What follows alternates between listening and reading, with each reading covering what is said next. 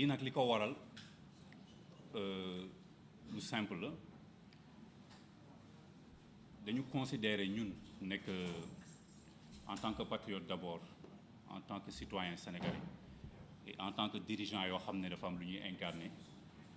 que suñ la dénkee dara sooy soog a ñëw faw nga wax li nga fa fekk waaye sooy demit faw nga wax li nga fa bàyyi. Bilan la reddition des comptes la reddition des comptes da nga koy def ci say autorité def ko peut-être ci ay organes de contrôle et cetera mais askan wi tamit dafa am ab wàll bu mu ci am te loolu ñun dañ ko koy jox ba mu mat sëkk. Point de presse bi nag damay commencer ci kàllaama wolof nga xam ne dinaa dugg plus en profondeur ci li ma bëgg a wax ci détails yi après nag ci nasaraan ci français ma résumé rek comme ça ñu mun a libérer ñëpp ñibbi. Donc le 16 mai 2024 le président de la République ak Premier ministre defoon l'immense honneur nommé ma fii à la tête de la SNHLM ma leen ciy remercier nag bu baax di leen ci sant. Ça a été un immense honneur pour man am occasion servir sama réew dans le secteur parapublic parmi des millions de Sénégalais ñu tànn ma am ci man confiance loolu moom lu ma reconnaissant la te du ma ko mus a fàtte. bi ñu ñëwee SNHLM nag comme fu sooy dugg ci kër li nga war a njëkk a def mooy saytu li ñu la jox maanaam li tubaab di wax audit moom lañ def te soo leen fàttalikoo bu baax bi ñu amee résultat audit yi fii laa toogoon ci salle bi wax sénégalais yi situation moo fekk SNHLM gaa mënu woon wax lépp parce que entreprise dafa am ay information yu sensible mais bëggoon naa leen wax au moins situation kër yi. balaa may ñëw ci bilan beeg yooyu damay ñëwaat rek ci loolu tuuti ngeen may ma ko bi ñu defee suñu audit bi ba pare on s'est rendu compte que SNHLM dafa nekkoon ci benn situation bu xaw a doy waar mun naa ne sax bu jegee catastrophique mais nag mosul nekk problème ci ñun parce que ñun défi lañ ko def te loolu moo tax ñu teg ñu fi. lu tax situation bi xawoon doy waar damay ñëw rek ci li tax déjà premièrement SNHLM ñu teg ko fi mooy produire des logements et des unités d'habitation. Unité d'habitation mooy logement ak parcelles assainies yoo xam ne dañ ko viabiliser et tout loolu mooy utilité SNHLM. ñu rendre compte que bi ñu defee suñu audit sur les 7 dernières années avant may ñëw SNHLM a produit 365 logements en tout et pour tout 365 soo ko diviser ci nombre de ci 7 ans yi ça vous fait 52 logements par année mu nekk loo xam ne pour une société nationale vraiment doy na waar mooy que société bi liggéeyul produire donc une faible production d'unités d'habitation. beneen bi endettement bu lourd boo xam ne ñun li ñu jotoon évaluer ëppoon na 13 milliards. endettement nag dans une société c'est pas forcément lu mauvais mais endettement bi li ñu ci jaaxaloon mooy que lu ci bëri ci endettement bi permettrewul sax société bi def ay projet de grande envergure yoo xam ne dina productif dina juraat xaalis loolu indi na yeneen problème yu bëri dinaa ci ñëwaat. ñu am aussi ay tension de trésorerie qui est due à un mauvais management parce que façon bi ñu doon lebee ak façon bi ñu ko doon utiliser moo baaxul woon ce qui fait que bi ñuy ñëw même premier mois bi ma fiy toog il y avait des problèmes pour payer les salaires et que on a dû premier mois bi ma fi toogee dama ñëw rek 15 jours ñu war a fay salaire il a fallu recourir à des découvertes bancaires pour payer les salaires loolu mooy dëgg parce que dama leen koy rappeler pour ñu ko xamul sénégalais yu bëri dañ koy fàtte SNHLM société nationale avec une gestion autonome maanaam état bi du moo ñuy fayal suñu salaire te depuis sax très longtemps amatuñu sax ay subventions wala yu demee noonu donc c'est une société boo xam ne mooy demal boppam malgré mission sociale bi ñu ko dénk te état bi dafay xaar ci moom mu remplir cette mission sociale là. donc yooyu ay problèmes yu ñu fekk la beneen problème yi ñu fi fekk mooy on est venu cëpp rek ñu defal ñu benn redressement fiscal de plus de 9 milliards bu ñu hérité ci magistère bi fi nekkoon avant man donc situation boobu la ñu fi fekk projet yëpp taxaw amul benn projet bu doon bouger yëpp a taxaw et loolu c'est facilement mën nañ ko prouver facilement projet yëpp taxaw ñenn ñi parce que yenn fournisseurs yi fay ñu leen seen ay décompte ñenn ñi parce que projet bi commencé nañ ko dugaluñu xaalis bi fi ñu ko war a dugal et cetera situation des comptes yi c'était encore plus catastrophique il y a ce qu'on appelle le compte courant ñi xam entreprise yoo xam nañ ko am tamit les comptes d'apport mooy xaalis bi nga xam ne clients yi dañ koy dugal pour seen ay projet par exemple ñu ne dañuy def benn projet Bambilor wala Sébikotane fenn client bi ñëw commencé dugal xaalisam yow nga war a jël xaalis boobu dugalee ko foofu mais on sait tous que fii xaalis boobu dañ ko doon utiliser pour leneen soit pour fay ay salaire wala pour yow dinaa si ñëwaat ci kanam donc situation compte courant bi était négatif te du négatif bu tuuti rek c'était ëppoon na 100 millions di dem les situations compte courant bi donc loolu yëpp ñu hérité ko mu nekk situation bu difficile lan lañ def bi ñu defee audit ba pare ñu ne il nous faut un plan parce que soo ñëwee ci dara dafa am vision booy teg en tant que directeur général on a fait ce qu'on appelle le PSD suñu plan stratégique de développement 2025-2029 maanaam ñu tëgg sur 5 ans yi di ñëw lan la ñuy def pour redresser SNHLM ñu def ko nag ci ñetti tànk bi ci njëkk mooy wax naa ko sànq bi may dugg ci production bi 365 logements sur les 7 dernières années 52 logements par an ñu ne loolu c'est inacceptable pour une société nationale même société yu ndaw ndawaan yi privé yi sax dépassé nañ loolu waxatuma la ak société bu mel ne SNHLM donc ñu ne ñu on va accroître la production maanaam dañ koy jëlee niveau bas bi mu nekk yóbbu ko feneen loolu dinaa ci ñëwaat tout de suite avec les chiffres beneen bi mooy ci wàllum repositionnement institutionnel ñu ne SNHLM daal malgré bi ñu ko créé 1959 mu tuddoon OHLM ba 1987 bi muy nekk SNHLM ñun ñëpp xam nañ ne que am na ay askan bu bëri bu mu amal njëriñ y a des Sénégalais yoo xam ne seen loxo jotul woon seen ginnaaw ils ont réussi à avoir des maisons dans les années 70 dans les années 80 parce que boobu état bi da doon dimbali SNHLM di ko jox ay subventions concessionnaires yu ci mel ne ay Sénélec ONAS di jàppale SNHLM di am ay prêts à taux concessionnaire maanaam taux yu baax soutien boobu moo amatul depuis les années 2000 mais ñu ne ñun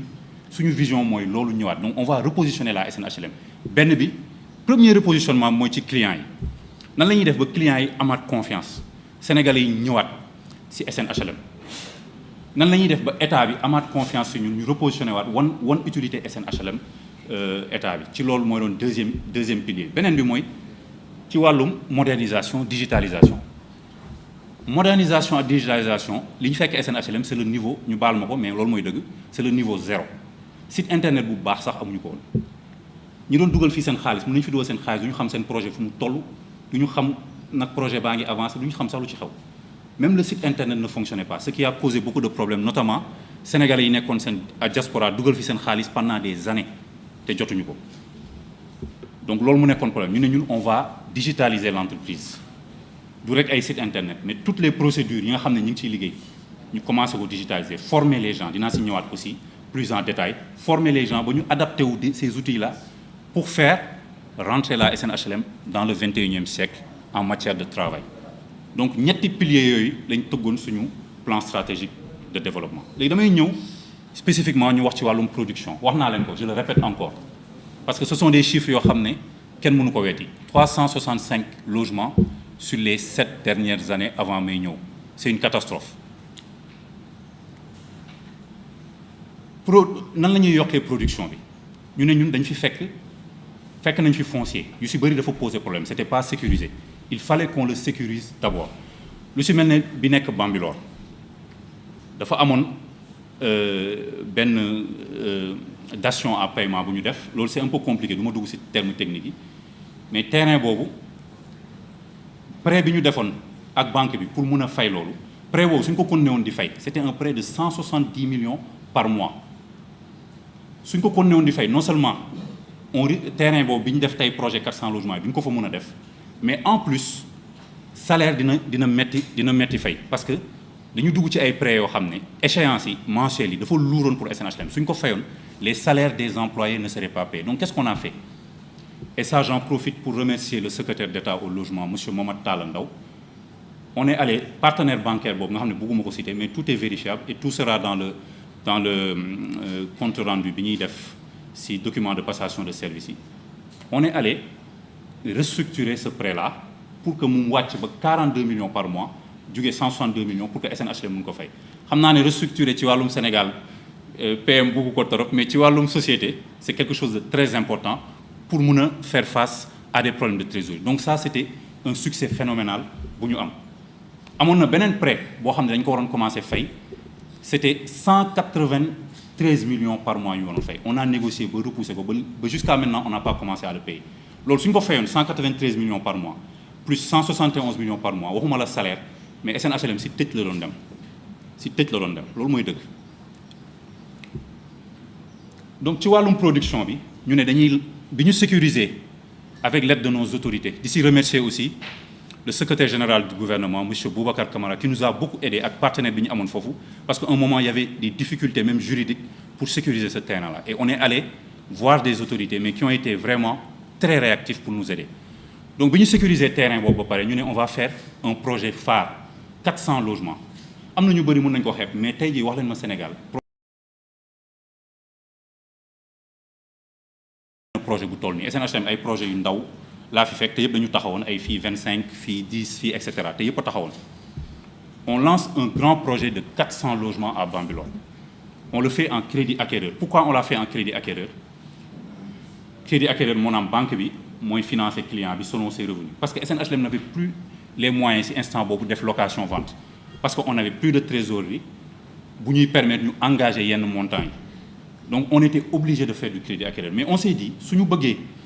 nit yi nga xam ne amuñu doole tamit mun a yegg si loolu que mu bañ yem rek si ñi nga xam ne am nañ xaalis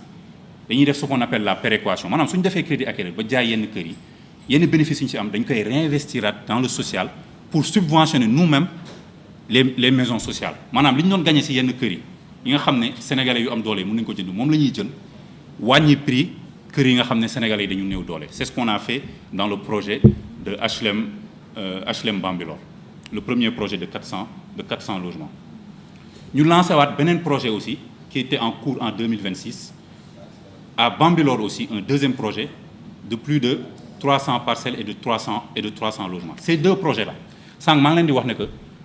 compte courant c'était négatif. Compte apport aussi, c'était très bas. Taïji, sur les 7 derniers mois, nous avons signé avec la banque pour le projet de HLM Bambilor. On a fait rentrer plus d'1 milliard 150 millions dans les caisses et c'est actuellement dans les caisses de la SNHLM. Dans les documents de passation mi ngi si DG bu bees bi su ñëwee dina ko gis alors que c'est 4 à 5 fois plus que li ñu fekk si compte apport yi te j'ai donné une directive man compte apport yi bi ma ñëwee ba léegi suñu nouveau projet compte apport bi kenn mësu ko laal kenn mësul jël xaalisu clients yi maanaam di ko fayee ay salaire wala di si def yeneen caaxaan mësul am bi ma ñëwee ba léegi compte si nouveau projet yi compte apport yi dama ne bu ko kenn laal donc clients yi déposé seen xaalis mi ngi à la SNHLM demain dans la passation de service loolu la ñu fiy bàyyi le nouveau DG. Le niveau des comptes SNHLM gëj na fi am te fekkuma ko fi woon te loolu ce sont juste clients yi ñëw directement à SNHLM wax compté wu ma crédit acquéreur yi c'est des milliards qui vont venir dès le début du mois d'avril. C'est un projet, le projet de Bambilor est un projet de 13 milliards de chiffre d'affaires gëj na am SNHLM. Donc soo compté projet yooyu yëpp yi ñu am prioritaire muy HLM Bambilor 400 logements, HLM Diaspora Sébikotane on commence la première phase dès cette année avec 500 parcelles, HLM 2 Bambilor wax naa ko léegi 300 logements et 326 parcelles, Kaolack 90 logements, Tambacounda 32 logements, Saint-Louis 34 logements yooyu inauguré nañ ko ba jox nit yi seen caabi. Donc dès 2026 les chiffres qu'on a ce sont des chiffres yoo xam ne c'est 2284 unités d'habitation mooy logement 921 logements et plus de 1000 et quelques parcelles viabilisées. Ce sont des chiffres yoo xam ne SNHLM defu ko depuis 2009 à peu près. Et sur le plan triennal qu'on avait, sur les 10 000 logements qu'on doit faire dans les 3 prochaines années, ce sont des chiffres que la SNHLM, si nous continuons en tout cas, ou si nous continuons, la SNHLM n'a plus fait depuis 1973, à l'époque où l'État le soutenait. Donc on était vraiment ci ay affaires yoo xam ne c'est extraordinaire. Et ce sont des choses vérifiables. Mu ngeen dem Bambilor tey jii sur les 400 logements 155 yi fondation yi jug na 155 premiers logements yi début août seront livrés si le planning est respecté et décembre tout le projet sera livré sans compter tout ce qu'on a livré. ma ñëwaat si projet yi ñu war a achever. Il y avait plein de projets yoo xam ne nit Sénégalais yi dañu dugal seen xaalis c'est pour ça vous entendez beaucoup de gens se plaindre dugal naa sama xaalis man gis naa fi ñoo xam ne bi ñuy dugal seen xaalis SNHLM moi j'étais à peine né où j'avais 5 ans seen xaalis mi ngi woon fii ba léegi bi ma ñëwee loolu mooy dëgg. Sur la dette client on a remboursé près d'un demi-milliard presque 500 millions yu ñu remboursé depuis que je suis là remboursé wu ñu ñëpp parce que c'est extrêmement difficile mënoo rembourser ñëpp en même temps mais on a beaucoup remboursé te ñenn ñi on s'est rendu compte que même quand on veut les rembourser ñoom dañ la naan non ñun kër lañ bëgg. Donc on avait prévu dans tous les programmes qu'on va faire en 2026 chaque programme ñu réserver ci ay quelques maisons wala quelques parcelles pour ñooñu noonu dugaloon seen xaalis. Il y a nag une modification de prix, c'est normal parce que situation foncière bi dafa évoluer par rapport ak ñi dugaloon seen xaalis dans les années 90 2000 etc. Mais loolu tamit c'est des solutions qu'on a trouvées. Les projets achevés, on a sécurisé le financement dès aujourd'hui pour achever la moitié des projets yi ñu fi gis maanaam projet yi ñu fi fekkoon mu taxaw soit parce que fayuñu ñi ñu ko waroon def soit parce que y avait des magouilles yoo xam ne xaalis bi fi ñu ko waroon dugaluñ ko fa. On a aujourd'hui sécurisé pour financer 222 logements yoo xam ne war na pare dès cette année loolu day dugg ci 2284 logements yi ñu war a def année bi. Donc ça ce sont des résultats concrets loolu du ay wax c'est vérifiable et vérifié. En matière de production loolu lañ def SNHLM mun nañ joxe benn exemple si li ñu war a achever fekk nañ fi benn immeuble fii à Jules Bata c'est à côté soo leen paree mun ngeen dem immeuble bi ça a fait 13 ans pour mu pare bi ma ñëwee 13 ans 3 ou 4 directeurs romb nañ ko mënul pare on est venu on l'a fini en 8 mois loolu c'est un exemple parmi tant d'autres Saint-Louis on l'a fait tous ces projets arrêtés là on les a redémarrés lancé waat marché yi on est allé faire trouver des financements structurants financement yi aussi naa si ñëwaat. Donc loolu mooy la réalité de la production li ñu fi fekk très faible ak fi ñu ko yóbbu en 2026 pour atteindre des records yoo xam ne ça n'a pas été atteint à la SNHLM depuis des années loolu dafa am solo. léegi nag ci wàllum beneen point bi mooy le repositionnement institutionnel maanaam joxaat jëmm SNHLM taxawaatal ko ba sénégalais yi suñu concitoyens yi respecté ko état bi respecté ko suñu ay partenaires respecté ñu amaat rôle de bailleur social boobu. nga xam ne dañ ko war a am parce que SNHLM n'est pas juste une entreprise immobilière banale parce que ñun on vient du privé on était dans des entreprises privées di jaay on n'est pas venu à la SNHLM pour vendre à des riches seulement wala pour def ay projets pour jaay ko déedéet on veut avoir un impact social sur les Sénégalais c'est ça la motivation en fait man en tout cas loolu moo ma fi indi woon loolu moo taxoon ma accepter poste bi donc repositionnement institutionnel boobu dafa am solo. fekk nañ fi ay agences par exemple on a 5 agences régionales pour s'aligner avec la vision 2050 on les a transformées en pôles territoriaux parce que dañu bëggoon dans le cadre de la politique du gouvernement des pôles territoriaux d'équité territoriale projet SNHLM yëpp sénégalais yëpp gis ci seen bopp que ce soit à Saint-Louis Ziguinchor Tambacounda Kaolack c'est pour ça que vous avez vu récemment en janvier ñu lancer les programmes prioritaires dans les pôles territoriaux pour que sénégalais yëpp gis ko on a même changé suñu slogan bi ñu ñëwee on a dit que maintenant SNHLM partout et pour tous pour que mu vraiment mu nekk loo xam ne dafa inclusif léegi nag ci wàllum financement yeeg yooyu fii ni ñu doon defee financement mooy li gën a classique mooy dem leb banque mu lebal la sur 2 ans nga def sa projet su projet bi antuwul nga am ay problème pour fay et cetera ñun on a essayé de vraiment prendre des risques faire autre chose par exemple aujourd'hui je vous le dis et ça le comité national de la dette publique qui est au niveau du ministère des Finances, du budget et des Finances, il y a un financement de 13 milliards qui est prêt pour la SNHLM. Jour bi ñu may dàq le 18 février, le jeudi 19, j'avais un rendez-vous pour finaliser le dossier boobu. C'est un dossier de 13 milliards, en fait 40 milliards sax, mais première phase bi c'est 13 milliards, première facilité bi. On est allé le chercher sur le marché avec des organismes de garantie. Ñun ñoo def démarche de transparence bi dem comité national de dette publique parce que entreprise parapublique sooy leb xaalis waroo toog nii rek sa bureau wala ak sa conseil d'administration leb d'ailleurs loolu problème le Sénégal parce que am na entreprise yu bëri yu leboon te état bi yëgul woon ne sax leb nañ c'est pour ça ngay gis des fois muy am différence entre taux d'endettement bi sur le PIB parce que am na dettu secteur parapublic boo xam ne maîtriser wuñu ko ñun dañu dem ci comité national de la dette publique ñuy remercier encore le ministre du finance et du budget monsieur Cheikh Diba mu convoqué ñu ko ñu dem foofu wax leen ne que on veut faire ça ñu ne ñuy négocier ñu ne da ngeen di wàññi taux bi 0,5 et cetera si négociation boobu laa nekkoon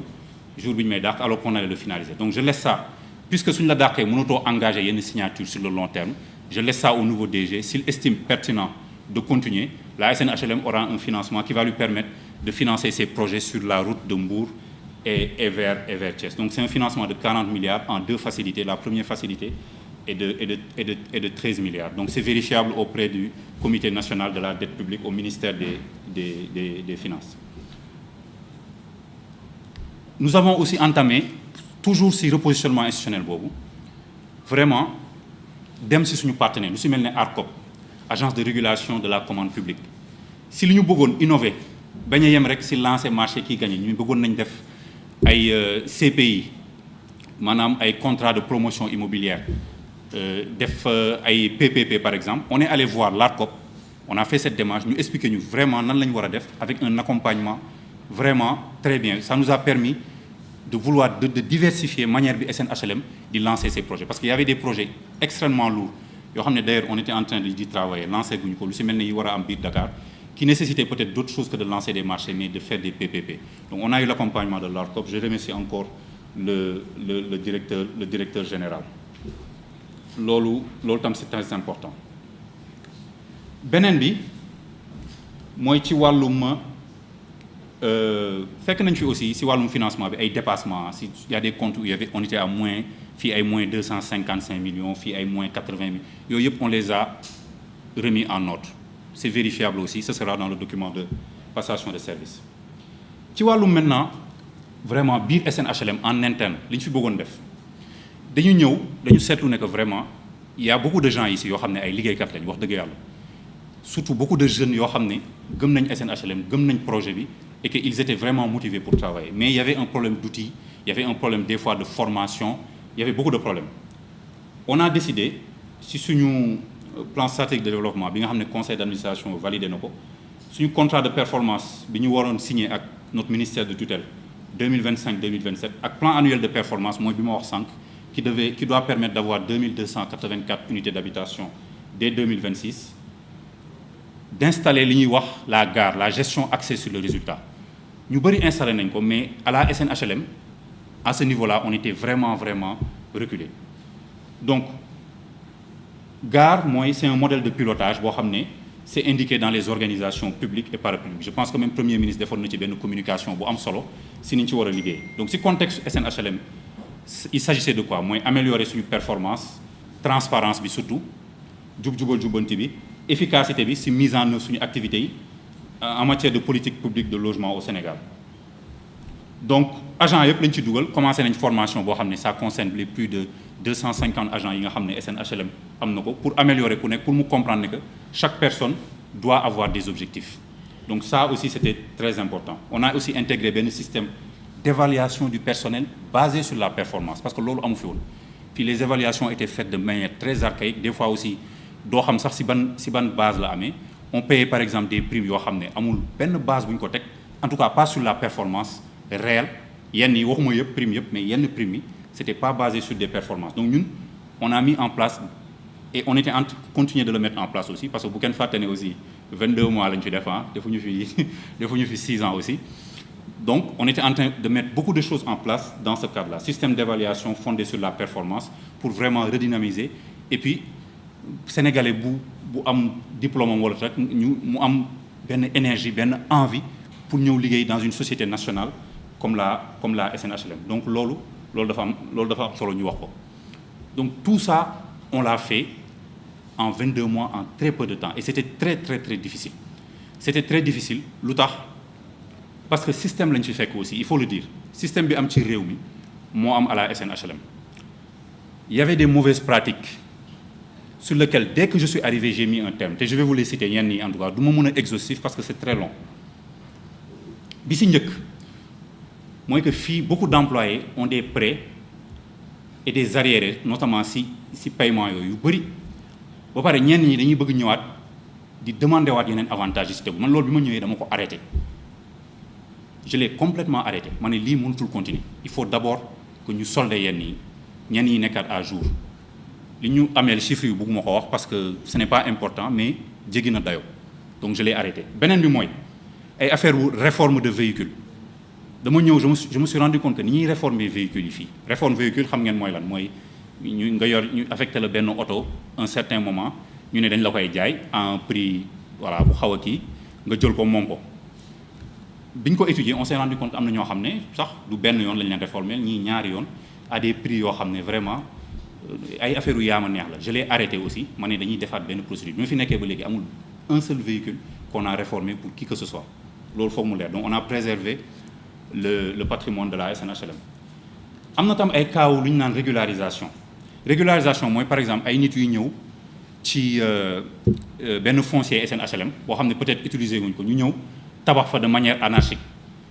su dee ay benn ñaari kër la mun nga woo DSCOS et tout ñu toj ko nga récupérer mais su fekkee dafa commencé bëri en général da ngay bëgg ñëw régulariser ne leen ñu fay mais on s'est rendu compte que aussi il y avait beaucoup de magouilles parce que gars yi su ñuy dem di fayloo ñooñu dañ leen di encaisser yoo xam ne c'est pas normal bi ñu ñëwee ñun on a arrêté ça on a dit qu'on met une procédure en place boo xam ne on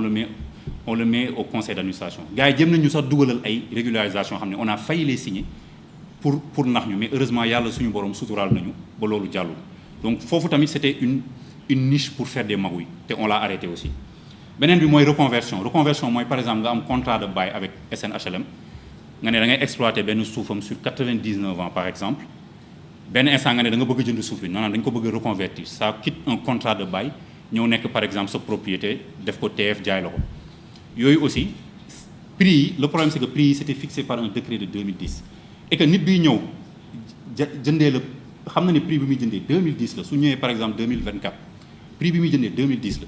léegi yow su fekkee juboo wala genre yooyu mun nga moom xam na ne prix bi ëpp na li muy jar mun na fay SNHLM prix 2010 bi après nga jaar ci suuf fay leneen loolu on a eu des cas ici am na ñu ñëw di bëgg fay reconversion j'ai tout arrêté ma ne on ne fait pas de reconversion et aucune reconversion n'a été faite depuis que je suis là j'ai dit on met en place une procédure et c'est ce qui était en cours avant suñu non événement bi di am ci affaire marché yi aussi ça c'est très important sànq wax naa leen ko projet yu bëri yu arrêté yu eggul c'est parce que il y avait des problèmes ni ñuy gérer marché yi da ngay gis ñenn ñi dépasser délai bi ñenn ñi nga fay leen du ñu def liggéey bi ñenn ñi fayoo leen et puis ay appel d'offre restreint yu bëri après gars yi dañu koy def ay appel d'offre ouvert quoi ñun yooyu dañu si amoon ay soupçons li ma def mooy j'ai créé une direction qui s'appelle la DAPA direction des achats du patrimoine et de l'archivage c'était pourquoi pour centraliser les achats teg fa ay nit yu ma wóolu pour que ñu centraliser achat pour que direction yëpp ñiy lancer marché foofu mooy centraliser lépp et loolu c'est une très bonne pratique qui est reconnue et qui est même maintenant en cours à la primature je pense avec le Premier ministre donc loolu lañ def c'est pour ça on a créé cette direction là pour pouvoir centraliser les achats et gis nañ ci résultat ni ñuy lancer marché gis nañ ne que yenn tappale yu bëri jeex na procédure de passation de marché yi maintenant on a un contrôle et une vérification boo xam ne dañu permettre ne que SNHLM n'est pas lésé mais aussi que fournisseurs yi ñu ko seqal ne sont pas lésés et que ça diminue aussi le risque de corruption ak yu demee noonu loolu c'est très important et on l'a fait noonu lañ créé dans le cadre du ficelage des projets benn direction bu tudd DIPI direction de l'innovation et des partenariats immobiliers parce qu'on s'était rendu compte que SNHLM les projets ne sont pas bien ficelés amul ay business plan yu dëgër et cetera amul ay prospection donc on a créé cette direction là pour que loolu mu indi ko et on a vu que ça nous a rapporté des résultats beneen bi ci wàllum ay subventions bi ma ñëwee j'ai vu que montant subvention yi SNHLM doon joxe j'ai là les chiffres devant moi c'était à 90 millions te montant boobu ñi ñu ko joxoon dañu ko dépassé dem ba 150 millions te mun naa la wax ne subvention yu si ba ñu ko doon jox bugguma citer ay turu nit di leen tooñ mais jox nañ ko fi ay mbalax ñuy def mbalax ak yooyu moo fi amoon bi ma ñëwee subvention 90 millions 30 millions laa ko indi te 30 millions yi ma ko indi 2025 5 millions dong laa ci dépensé 5 millions laa dépensé ci 30 millions donc pour répéter 90 millions pour subvention laa fi fekk te ñoom dañ ko daan dépassé di dem 150 millions man ma jël 90 millions yi indi ko 30 millions te 30 millions yooyu 5 millions laa ci dépensé te joxuma ko artiste joxuma ko rappeur joxuma ko ay tappalekat c'était des subventions yoo xam ne ça avait soit un lien avec l'activité de la SNHLM wala subvention sociale yoo xam ne c'était je jugeais ça déterminant donc loolu mooy différence bi beneen bi mooy rationalisation de l'utilisation du carburant chiffres yi aussi dama bëgg mu leer ci ñëpp tous les chiffres que je vous donne mooy chiffres yi nekk suba dans le rapport de passation de service qu'on remettra au nouveau DG entre 2020 et 2023 dépense moyenne pour carburant c'était 68 602 000 francs par an 68 602 000 francs par an bi ma ñëwee ba léegi entre 2024 te 2024 les 4 premiers mois j'étais pas là 2024-2025 on est à 51 467 989 soit une diminution de 17 134 011 francs CFA en valeur absolue et 25% en valeur relative malgré que tas nañ yenn direction yi pour liggéey bi gën a efficace carburant bi dafa wàññeeku ça c'est un résultat que personne ne peut nier wàññi naa yeneen tappale yu bëri yenn voyage yi nga xam ne nit yi dañ ci doon taxawaal du dem ñi nga xam ne waruñu woon dem dematuñu yooyu wàññi naa ko ñi doon fayeeku ay 13e mois te loolu agent yi rek ñoo si am droit mais fii am na ñoo xam ne dañu doon fayeeku 13e mois te amuñu si droit am na ñu fi toog 13 ans di fayeeku 13e mois te amuñu si droit c'est des millions yu ñu ameel SNHLM je l'ai arrêté dès que je suis venu DG bi ak PCA bi amuñu droit 13e mois par exemple ñu bëri ñi ma fi pressé dañu doon encaissé 13e mois man je l'ai pas encaissé te keneen ki waroon encaissé aussi dama ko arrêté loolu mooy dëgg donc fi may terminer mooy li ñu jël nii yëpp te am na yeneen ak yeneen ça nous a créé des ennemis parce que man dama nekk koo xam ne jub-jubal jubanti bi du rek benn slogan ci man wala benn pins bu may takk nii rek dama ko gëm te moom laay dundee donc lii yëpp soo ko defee ay nit yoo xam ne ay avantages yi la ñu doon dundee mais nag damay préciser du agent SNHLM yëpp gëm naa ne majorité bi ay nit yu jub la ñuy liggéey mais dafa am benn groupe boo xam ne ci loolu lañ xam donc soo leen privé de toutes ces ressources là évidemment tu te crées des ennemis mais loolu je l'ai toujours assumé j'ai subi fii lu nekk ay chantage ay wax mais j'ai toujours tenu parce que man je respecte ñi ma fal te dama respecte sama bopp te ay caaxaan du ma ci dugg léegi nag même ci wàllum am na sax bu ma fàtte ci wàllum yenn employés yenn CV on a vu des gens qui ont des faux CV par exemple on s'en est rendu compte même récemment des faux CV yooyu yëpp il y avait un audit qui était en cours avec qu'un grand cabinet a gagné pour même réorganiser waat la SNHLM parce que j'avais dit organigramme bi ñu defoon c'est flexible qu'un organigramme on peut toujours l'adapter puisqu'on avait fini notre plan stratégique de développement et tout suñu PAP on devait même réorganiser seggaat xool compétences yi faire un bilan des compétences xool fan la ñuy teg ñëpp donc loolu c'était en cours de même que l'accord d'établissement qui était en cours aussi on les a suspendus pour mettre à l'aise le nouveau DG pour su ñëwee def donc yooyu yëpp je pense que on pousse les nouvelles autorités yi ñëw vraiment continuer ci loolu pour que SNHLM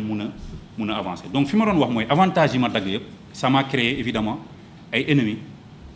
mais bi si mujj nag boobu moo xaw a reetaan lu tuuti il y a quelques mois dafa am lu ñu jàpp loo xam ne ay bien la woon koo xam ne dafi doon liggéeyee am ko de manière illicite ñu récupérer bien yooyu mais bi ñu ko récupérer on s'est rendu compte qu'en fait ça nous a un peu tiré le fil on a tiré le fil c'était juste dernier mois 2 mois 1 mois ci ginnaaw ça nous a permis de compte il y avait un groupe boo xam ne ils ont acquis des biens de manière illégale ñuy liggéeyee fii ils ont acquis des biens de manière illégale beaucoup de biens même dañ ci def nag seen turu jëkkër yi ñii seen turu ñees yi ñii seen turu tante yi ñii seen turu jabar yi am na sax ay xale yu am ay 7 ans 10 ans yu am kër fii SNHLM parce que c'est un système qui était là damay nekk benn position avantageuse nekk surtout DG bi di ko defal ay affaires moom mu may jox ay avantages di ma defal ay affaires yoo xam ne sax du yenn yi du jaar conseil d'administration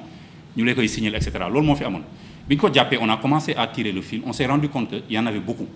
li may wax nii c'était en 1 mois en arrière juste avant ñu may limoger donc on a commencé à tirer on a vu que c'était même un groupe de personnes donc on a saisi les avocats et tout bon on a eu les retours ce sera aussi c'est pour ça que j'ai tenu à faire par rapport même à part le document de passation de service normal il y a un rapport spécial qu'on a fait et qu'on remettra au nouveau DG pour lui permettre d'observer la situation donc on a fait travailler les avocats qui nous ont dit que lii c'est de l'escroquerie et abus de biens sociaux donc il y a des plaintes qui ont été déposées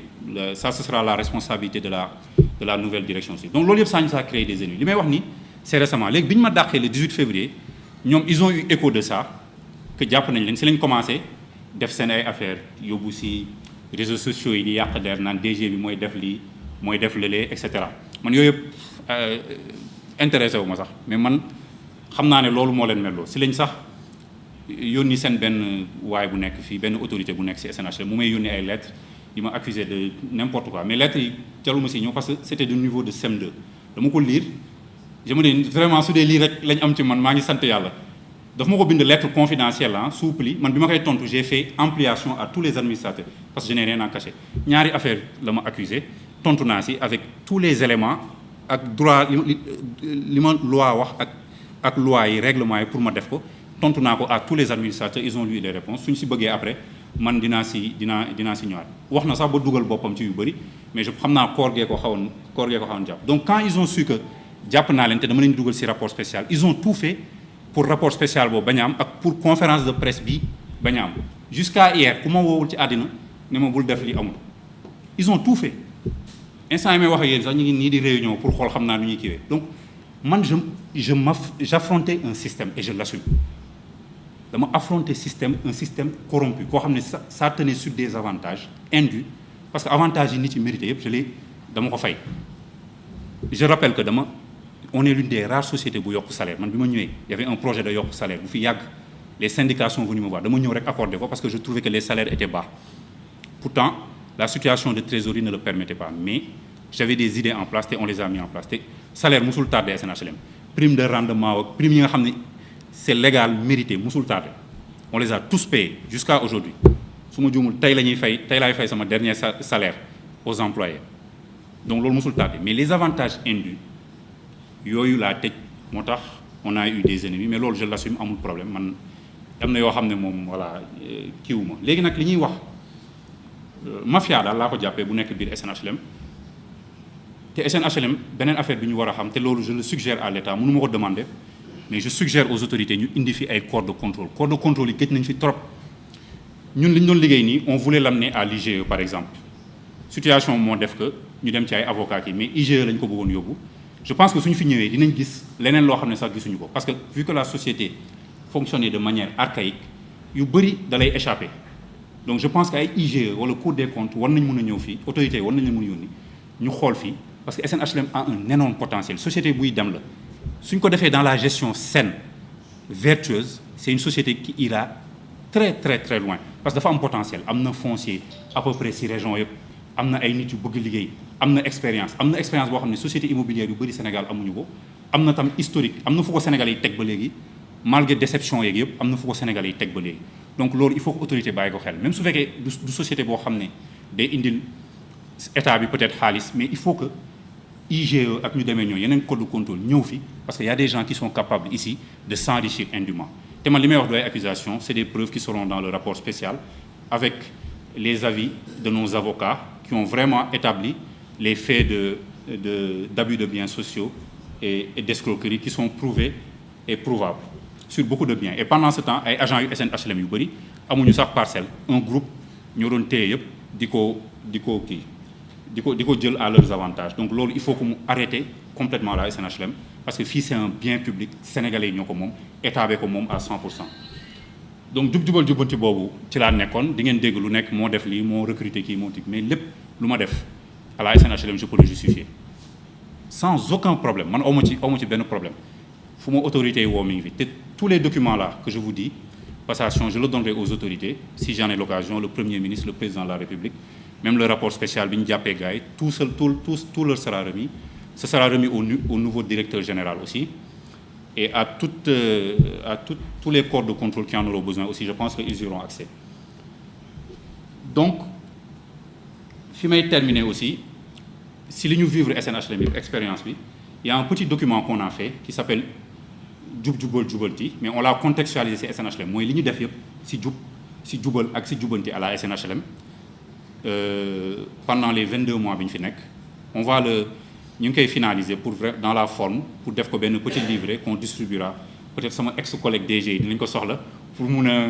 mun ci inspirer wu mais c'est vraiment un document intéressant parce que da lay won vision président de la République vision premier ministre loi et décret yi ñu tënk ak ñun naka lañ ko dugalee ci suñu démarche à la SNHLM je pense que c'est un document même qui intéressera les journalistes on ne manquera pas dès que suñ ko amee rek di leen mettre ko à votre disposition de manière très très très très gratuite donc fi may terminer aussi c'est ça mooy potentiel bi SNHLM c'est une société qui a énormément de potentiel vraiment mais li ko nar a yàq rek mooy benn groupe boo xam ne soo ñëwee di jub-jubal jubanti ñoom da ngay nekk seen ennemi automatiquement li ñuy def mooy di yàq sa der di la kon naan da nga leen bañ ak da nga leen kii alors que ñun mosuñu nekk ci yooyu mais ku nekkul ci jub moom automatiquement tu deviens un ennemi koo xam ne da nga nekk ci jub te loolu moo fi am donc il faut que vraiment nouvelle direction bi aussi poursuivre cette affaire boobu vraiment se débarrasser de ces gens-là qui sont nuisibles man personnellement dès demain je ne serai qu'un citoyen lambda donc je vais mënatuma ci dara, mais loo xam ne en tant que lanceur d'alerte mën naa ko continuer, que ce soit au niveau de l'OFNAC wala feneen, je le ferai parce que je pense que ces gens-là ne méritent plus d'être à la SNHLM et que su ma ko teeloon découvrir am temps bi avant sax ñu ma fiy jëlee ñoom duñ fi nekkati. Donc maa ngi dellu di remercier vraiment ñi ma fi tegoon confiance bi ñu amoon ci man, mooy le président de la République, son excellence Bassirou Diomaye Diakhar Faye, di remercier le premier ministre, mon leader politique, le président Ousmane Sonko, di remercier le secrétaire d'État au logement qui m'a beaucoup accompagné, mooy Momad Talla Ndaw, di remercier le SGG, di remercier le ministre des Finances qui nous a donné beaucoup de visibilité sur beaucoup de problèmes financiers qu'on avait, machallah, et beaucoup d'autorités. Sénégal, maa ngi li ñuy wax système yëpp, on a des fonctionnaires qui sont vraiment très patriotes et je l'ai remarqué ci liggéey bi, ay préfets. Je pense par exemple au préfet de Rufisque, la DSCOS, des sous-préfets, des gouverneurs. Vraiment ay yenn directeurs yi ñu liggéeyal, yenn institutions, suñu institutions partenaires financiers. On a vraiment des patriotes dans ces pays et ça fait du baume au cœur. Et remercier sama collègue DG yëpp et sénégalais pour le soutien qu'ils m'ont vraiment apporté, même si man gëm naa ne je ne du ma victime kenn, dama xaw a bañ a téye sama làmmiñ tuuti rek moo ma xaw a sonal, mais du ma victime. Machallah, je suis très fier du travail qu'on a accompli en 22 mois. En 22 mois, on ne pouvait pas faire mieux que ça. C'était des conditions très difficiles, un contexte économique difficile, mais on a trouvé des solutions, on a relancé la machine productive et je pense que malgré que problème yi des bëri na duñ ko ñëwee parce qu'on pouvait